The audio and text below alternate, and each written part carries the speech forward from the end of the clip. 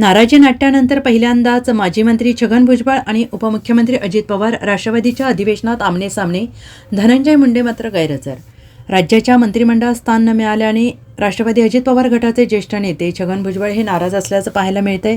आणि एकीकडे भुजबळांनी उपमुख्यमंत्री अजित पवार यांच्यावर जोरदार हल्लाबोल केला होता, तर दुसरीकडे भुजबळांची गेल्या काही दिवसांपासून मुख्यमंत्री देवेंद्र फडणवीस यांच्यासोबत जवळीक वाढत असल्याचं दिसून आलं होतं. त्यामुळे भुजबळ राष्ट्रवादीला सोडचिठ्ठी देऊन वेगळा निर्णय घेणार का, अशा चर्चा राजकीय वर्तुळात रंगलेल्या होत्या. मात्र आता छगन भुजबळ हे शिर्डी येथे होणाऱ्या राष्ट्रवादीच्या अधिवेशनाला दाखल झालेले आहेत आणि त्यामुळे छगन भुजबळ यांची दूर झाल्याची शक्यता वर्तवली जात आहे. आणि आगामी स्थानिक स्वराज्य संस्थांच्या निवडणुकांच्या पार्श्वभूमीवर सर्वच राजकीय पक्षांकडून जोरदार तयारी केली जात आहे.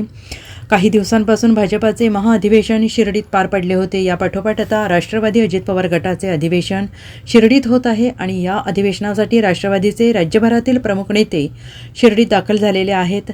स्वराज्य संस्थांच्या निवडणुकांबाबत या अधिवेशनात विचारमंथन केलं जाईल आणि या अधिवेशनाच्या पार्श्वभूमीवर शिर्डीत ठिकठिकाणी बॅनर, पक्षाचे झेंडे पाहायला मिळत आहेत, तर बॅनरवर छगन भुजबळ यांचे फोटो देखील लावण्यात आलेले आहेत.